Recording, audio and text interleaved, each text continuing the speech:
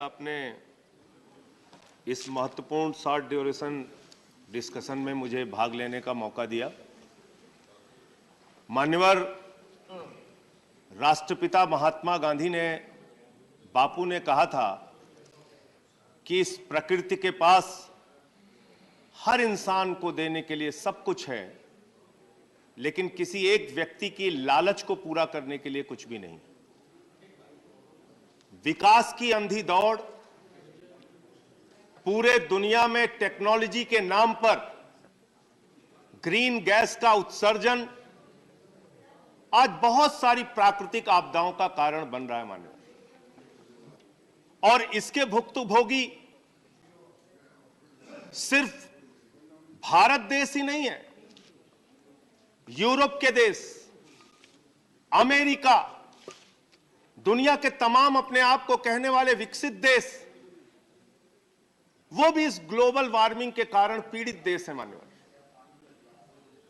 वो नजरअंदाज कर रहे हैं, वो इन समस्याओं को बार बार समझौता करने के बावजूद नहीं मान रहे हैं।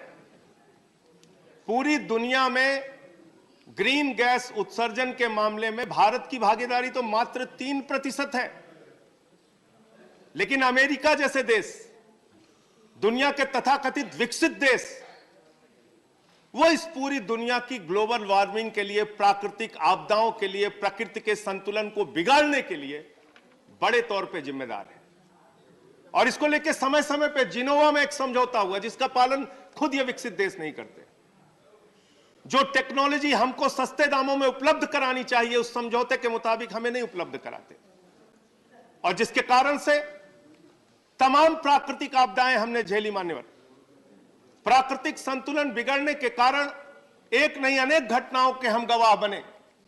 हमने भुज का भूकंप देखा मान्यवर, हमने तमिलनाडु की सुनामी देखी मान्यवर, हमने उत्तराखंड की आपदा देखी मान्यवर, हमने जम्मू कश्मीर की आपदा देखी, हमने उड़ीसा के तूफान देखे, हमने असम के बाढ़ देखे, हमने बिहार के बाढ़ देखे, हमने कई क्षेत्रों में सूखा देखा मान्यवर। और ये सब कुछ प्राकृतिक आपदाएं और प्राकृतिक संतुलन बिगड़ने के कारण, प्राकृतिक संतुलन बिगड़ा जिसके कारण ये प्राकृतिक आपदाएं हुई। लेकिन इसका समाधान समय समय पे हमारे नेताओं ने दिया मान्यवर।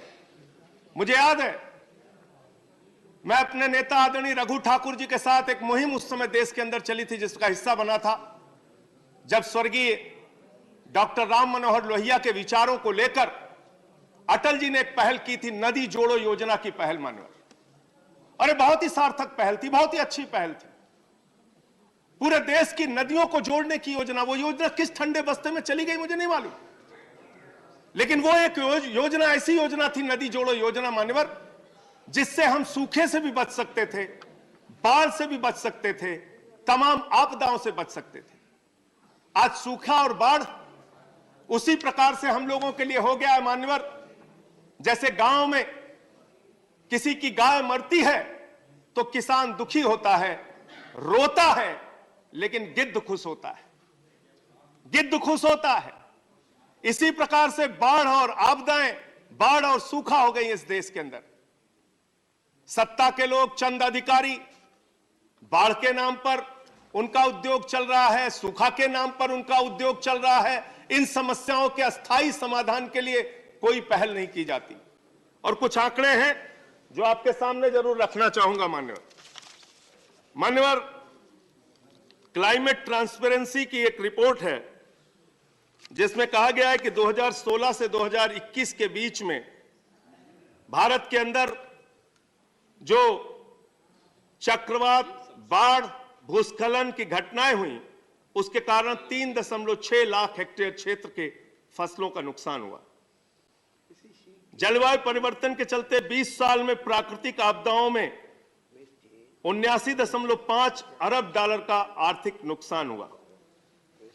क्लाइमेट इंडिया 2022 की रिपोर्ट है। इसमें कहा गया है कि भारत ने वर्ष 2022 में पहले 9 महीनों में 273 दिनों में से 241 दिनों में किसी न किसी देश के हिस्से में चरम मौसम बिगड़ने की घटनाओं को देखा है। यह 88% इसमें वृद्धि हुई है 18 लाख हेक्टेयर फसल का क्षेत्र इससे प्रभावित हुआ है, बर्बाद हुआ है।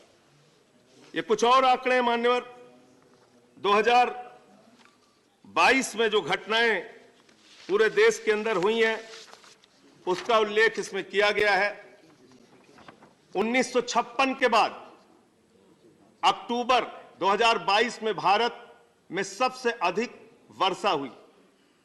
1901 के बाद भारत का 8वां सबसे गर्म सितंबर 2022 का रहा। 11वां सबसे गर्म अगस्त 2022 का रहा। 121 वर्ष के बाद सबसे गर्म जुलाई 2022 की रही। तीसरा सबसे गर्म अप्रैल 2022 का रहा और अब तक का सबसे गर्म मार्च हम लोगों ने देखा।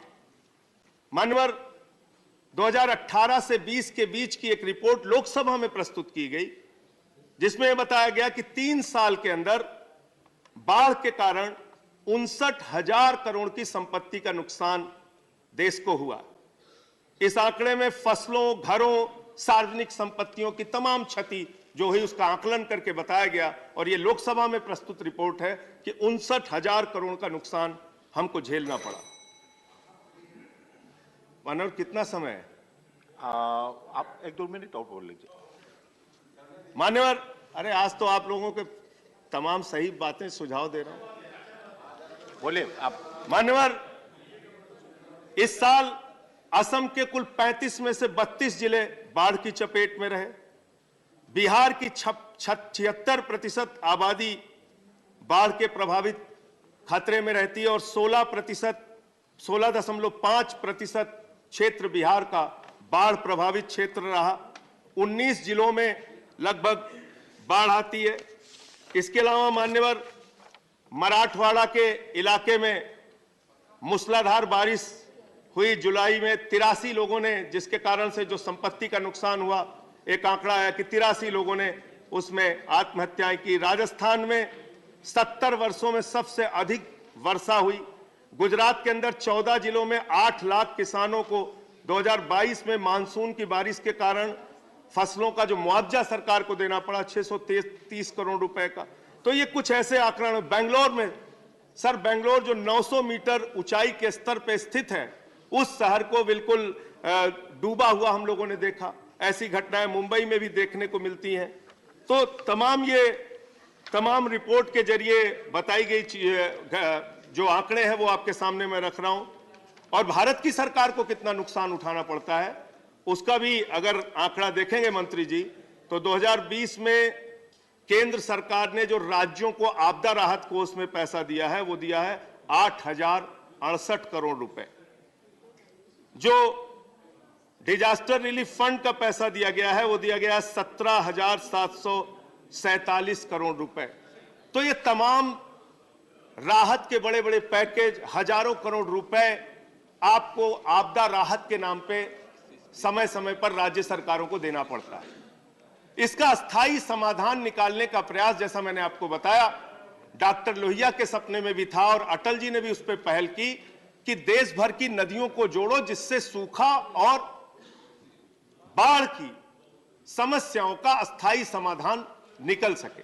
इसके अलावा सर, बस अंतिम खत्म कर रहा हूं, सबको 10-10, 12-12 मिनट अंतिम खत्म कर रहा हूं। इसके अलावा सर, एक पराली की समस्या का जिक्र बार बार होता है मान्यवर। माननीय मंत्री जी यहां पर बैठे हैं। हर साल 1 महीने तक टीवी चैनल्स पे, सदन के अंदर, बाहर, हर जगह एक ही चर्चा होती है। किसानों की पराली के कारण प्रदूषण खराब हो रहा है, पर्यावरण खराब हो रहा है। सच्चाई ये नहीं मान्यवर। एक रिपोर्ट आई कि मात्र 6% पराली जलाने के कारण पर्यावरण प्रदूषित होता है। मात्र 6%। 94% अलग सोर्स और कारणों से पर्यावरण प्रदूषित होता है। खत्म कर रहा हूं 94% अलग सोर्स से होता है। लेकिन किसानों को दंडित करना इसका समाधान नहीं है। हमारे पंजाब के मुख्यमंत्री भगवंत मान जी ने एक पत्र लिखा मंत्री जी को कि अगर प्रति एकड़ 2,500 रुपए सहायता राशि हम किसानों को देने की योजना बनाएं, 500 रुपए पंजाब, 500 रुपए दिल्ली और 1,500 रुपए केंद्र सरकार अगर सहायता दे तो शायद वो अपनी पराली जलाए नहीं। उसका एक समाधान निकल सकता है। पराली जलाने की समस्या जो हर साल हमको झेलनी पड़ती है, देखनी पड़ती है, उसका भी समाधान हम लोग पा सकते हैं। अंत में मानवर, इन्हीं लाइनों के साथ कि तुम्हारी फाइलों में गांव का मौसम गुलाबी है, मगर ये आंकड़े झूठे हैं, ये दावा किताबी है। हमको सरकार को इस ओर ध्यान देना चाहिए। गंगा नमामि गंगे मिशन पर जिस प्रकार से लखनऊ के, इलाहाबाद के हाई कोर्ट ने टिप्पणी की है मान्यवर, वो बहुत चिंताजनक है। और उन्होंने कहा है कि नमामि गंगे योजना में खर्च की जाने वाली रकम आंख में झोंकने का कार्य है। इसके ओर भी सरकार को ध्यान देना चाहिए। धन्यवाद, धन्यवाद। The next speaker is doctor Amar Patnaik.